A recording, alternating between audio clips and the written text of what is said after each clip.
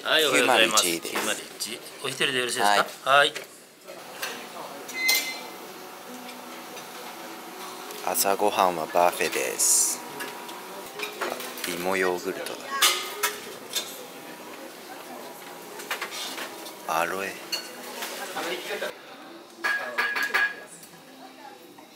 サラダコーナー。今日の朝ごはんです。ライチがあった。モリンガーファーム三言園芸。天気が良くて良かったです。あ、そうですね。アテモヤが売っております。まあこの辺に置いてます。めっちゃ美味しいです。マジで。めちゃくちゃ美味しい。アイスクリームみたいな。初めていただきます。どんな？美味しい。これ甘いですけど、コテッとした甘さじゃないんですね。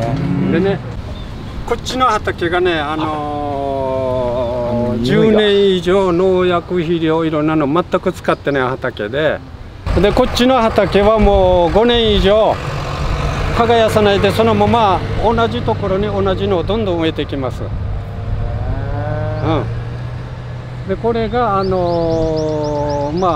普通肥料入れる人たちは電作障害っていうものに合うんだけど、私の場合は肥料入れませんから電作障害は一切起きないのと、むしろ同じところに同じのを植えていけばそのものの微生物が育ってくれるから、バランスがじゃあ良くなってくる、はい。でどんどん大きくなってくる。で今植えたばっかりで、昨日植えたばっかりなんで、多分こっちもねこの辺をやってみようか。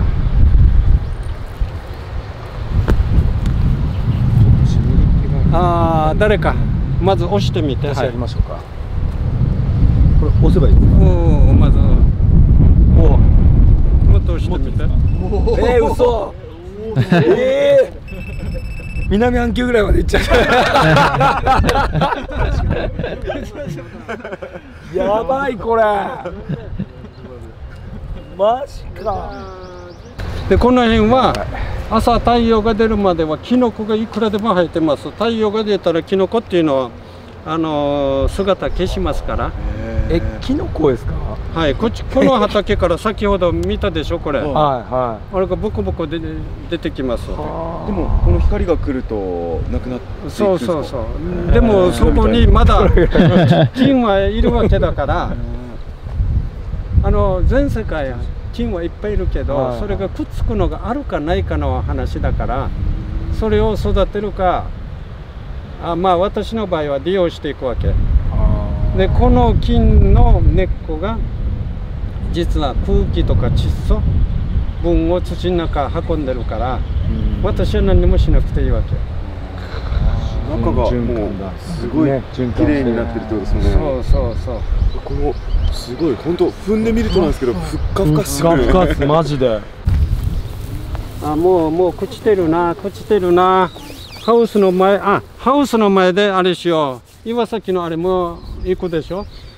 カカオのとこ行くときに菌は触ったらねどうなるかっていうのをもう試してみるから。菌、自然な菌。あれこれカーブしてんのなんか意味あるんですか？いや、私が心が歪んだから。まさかのこんなカーブしちゃったんですか？あれ居眠り運転だよ。自然な感じ。で。この白い血っていうのは鉄分。まず舐めてみて。どんな顔するか。ちょっとだけ舐めて。直でですか？直でいいんですか？いや手で。多すぎるよ。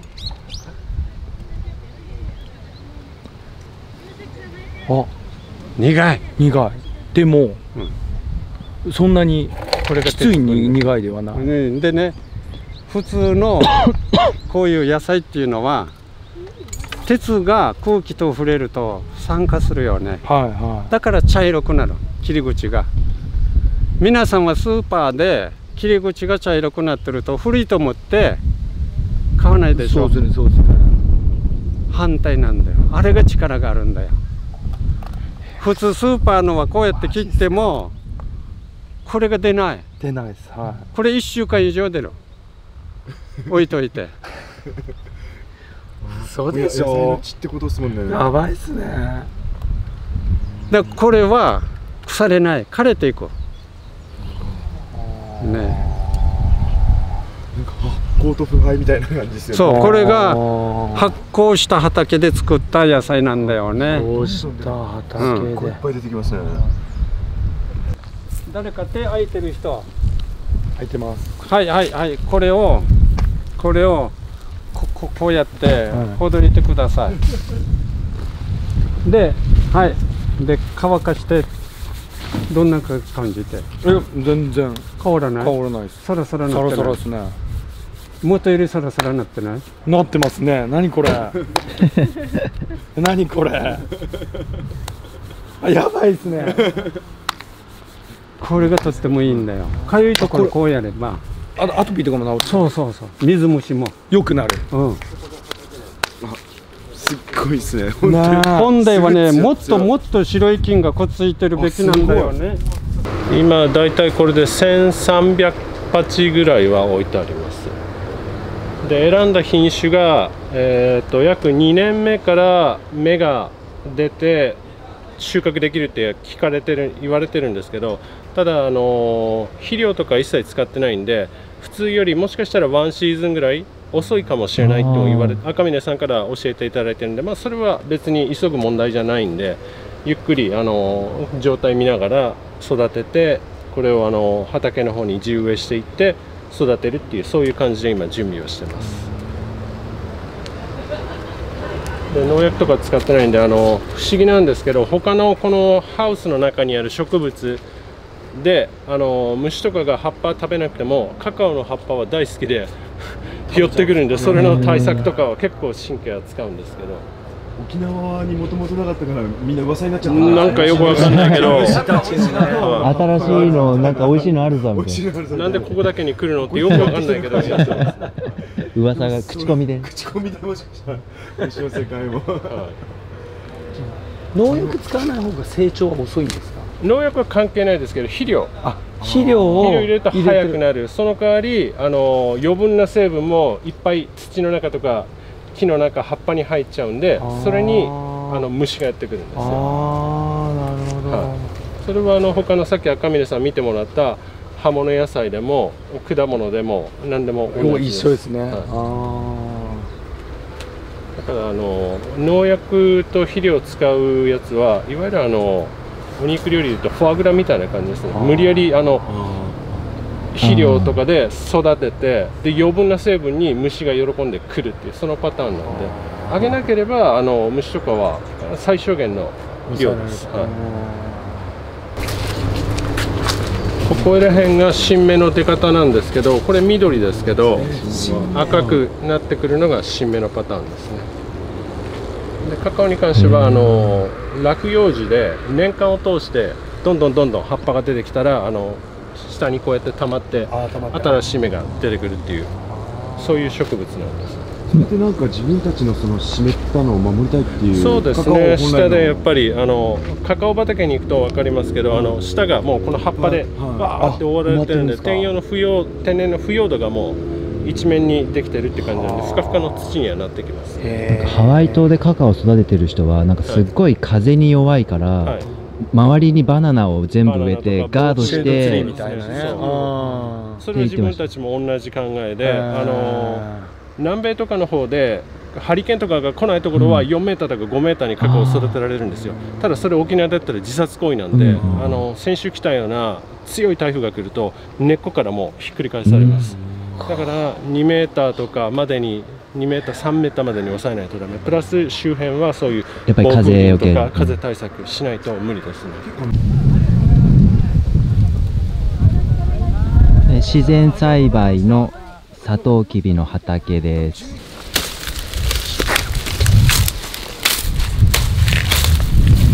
めっちゃ早いですね。下からやればいいじゃん。小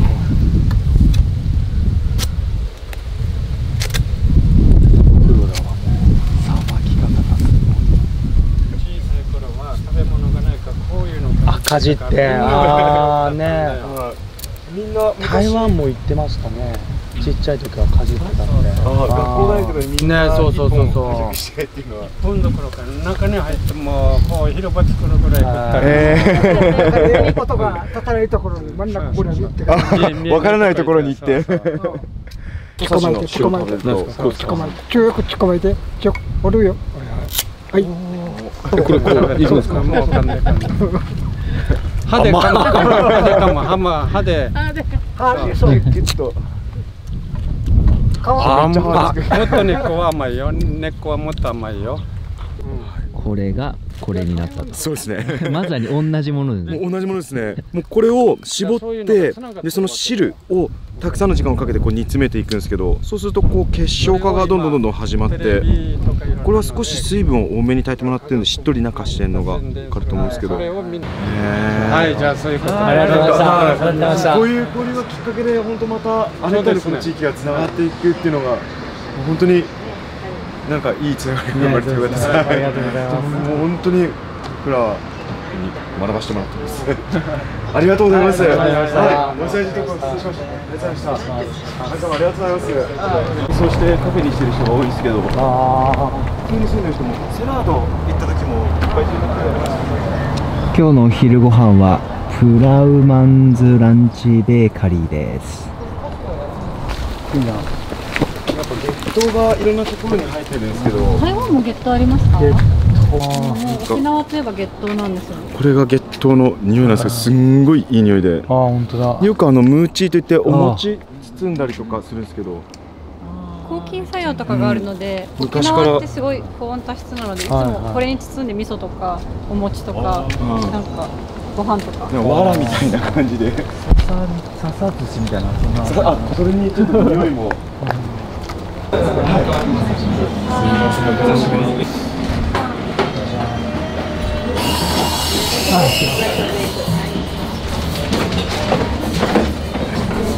結構じっとり、つりめですね。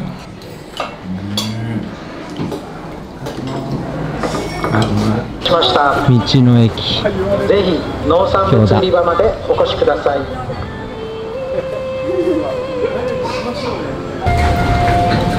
面白い。あの人ほうき吹いてる。ほうきの笛。ほうきの笛ですよ。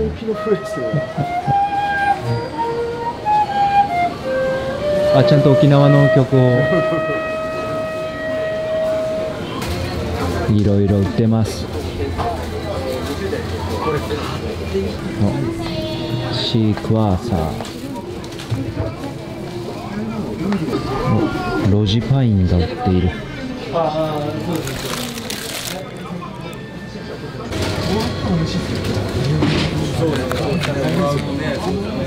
アンパンマンにしか見えないよ。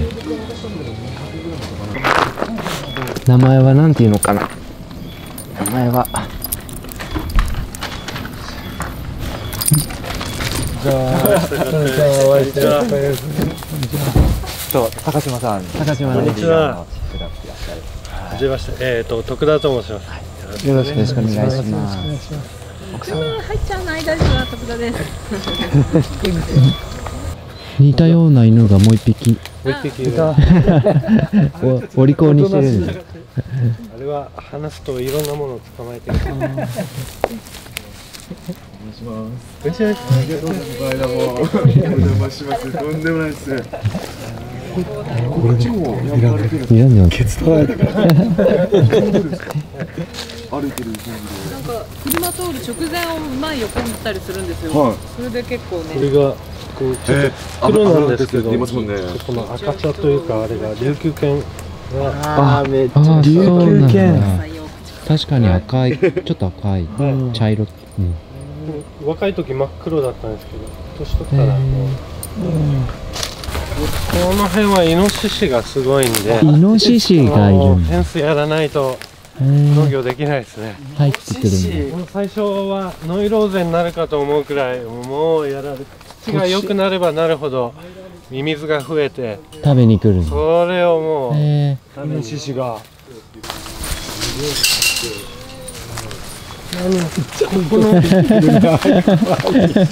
先導してる、こっちですみたいな。農園の特徴が、沖縄の昔のやり方なんですけど、防風林でユシギ、和名だとイスノキという木を植えるんですね。ここが約7000、8000坪の土地なんですけど、それをもう細かく100坪以下のちっちゃい区画にこれで全部区切っていくんです。でこの風を避けるんですけど、沖縄は台風ともう一個ですね、北風、もうこの辺だと特にビュンビュン台風みたいな風が冬の間ずっと吹いてるんですよ。それとあと春のまたカジマイって2月かカジマイって言ってまたすごいのがあるんで。めちゃくちゃ背高いですね。この辺が限界かなと。ねえ。これ以上はもう支柱も持たないし管理もやりづらい。この辺が限界だと。すごい守られてる感じが。めちゃくちゃ神聖な感じがする。すごいですこれ。でここは今までは成長悪い区画だったんですけど、真ん中に植えているのがシェードツリーですね。これがこれものすごい成長早いんですよ。これでも4、5年くらいしか経ってない。泣いてますね。4、5年ですか？そうですね。これ後でもっと若いのをお見せしますけど、まずこういう何もないところにポンと植えたら一番先にてっぺんを取るパイオニアツリーっていう。パイオニアツリー。で台風が来た後も一番真っ先に葉っぱを出してくれるんで、日陰とあとコーヒーの木とぶつからないっていうのと、あと落ち葉がいい土に戻ってきますよね。落葉樹になるんですか？これ基本常に葉っぱあるんですけど、台風とかでやっぱ沖縄の場合は土がもともと粘土質なんですね。粘土質ね。根っこがガッと張ってってくれないんですよ。張りづらい根っこなんで、もちろん土作りはやってるんですけど、すごい時間がかかります、僕たちのやり方の場合。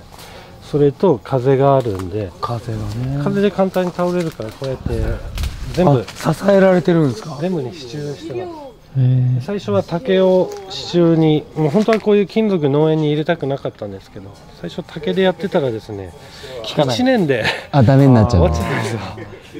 風でしなるんで、本当はこっちの方がいいです。こっちだと今回の台風、この間の22号そうだったんですけど、この支柱止めてる上がパキって折れちゃうんですよ。竹だともうちょっとしなってくれるんで余裕あったんですけど、ただこれの場合全部を竹でとなるとものすごい大変なんで、もう諦めて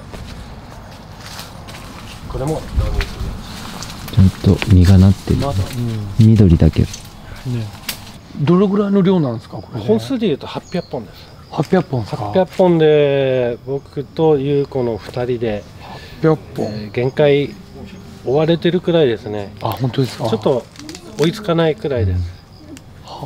だいたいキロ数だと大体どのぐらいになるんですか？キロ数すごいですよ。びっくりしますよ。去年の時点で、大体今まで20から30キロです。年間生豆換算。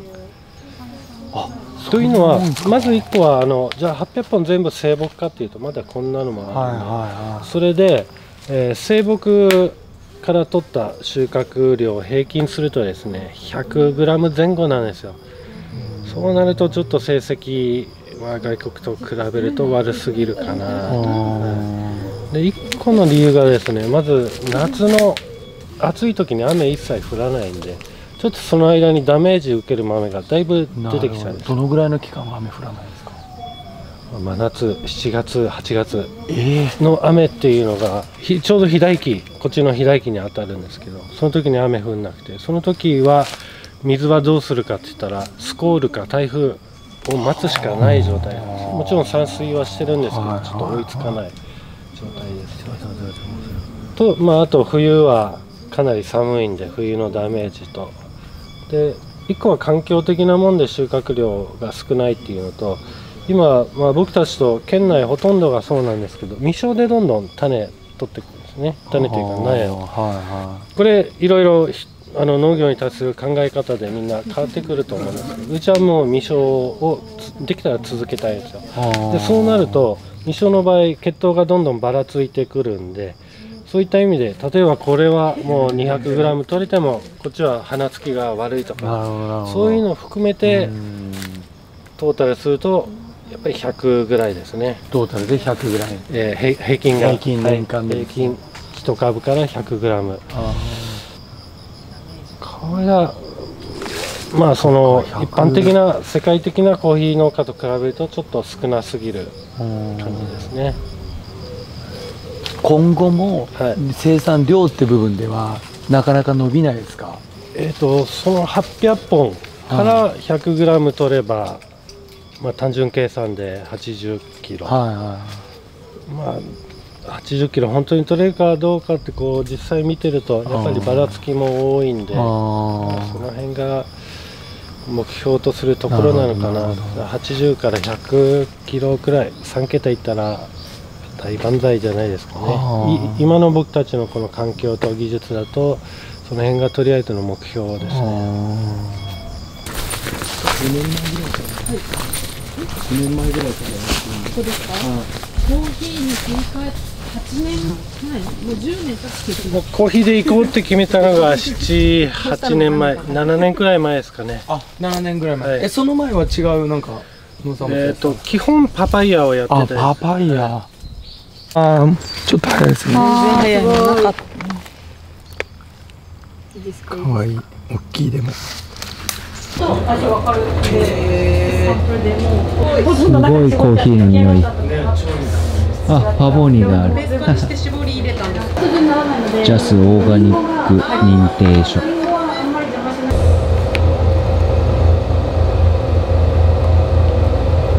乾杯したいから。乾杯しますか。コーヒー乾杯の。すみません。はい、いただきます。いただきます。やばい、半端ないけど。いただきます。コーヒー乾杯。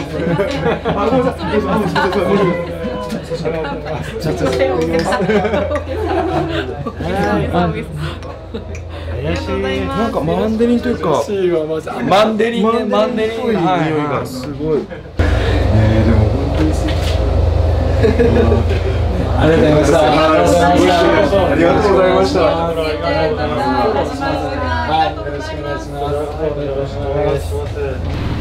那覇の方に戻ってきまして、これから浮島ガーデンで夜ご飯食べます。浮島ガーデン。あ、こんばんは。はい、まず最初にドリンクですね。とこちら沖縄のアルコール類ですね。とノンアルコール類もこちらにございますね。とコースが2種類ございまして、こちらプリフィックスコースとなってまして、前菜とメインをそれぞれお好きなものを選べるスタイルのコースとなっています。と最後にアラカルトですね。単品がいいっていう方はこちらで単品も用意してますので。ありがとうございます。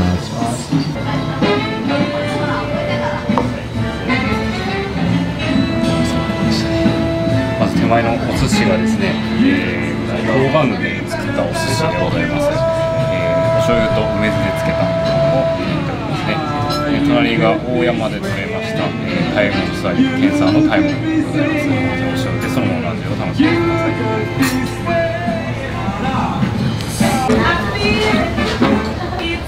もずくが来ました。半玉を使ったシーザーサラダですね。じゃあチーズも乳製品も一切使ってないドレッシングとあとチーズも表現していますので、ビーガンの人でも食べることができますね。とこちらは季節野菜のテリーヌですね。こちらは冬瓜のソースとビーツのソース2種類ございますので、お好みでつけて召し上がってみてください。かぼちゃとチキビのポタージュの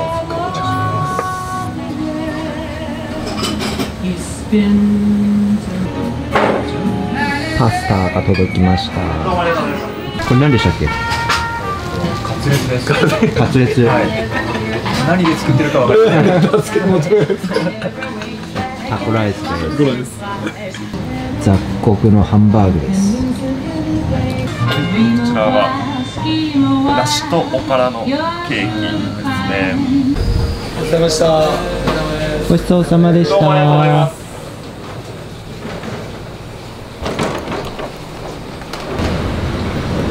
今今日から3日間泊まるホテルで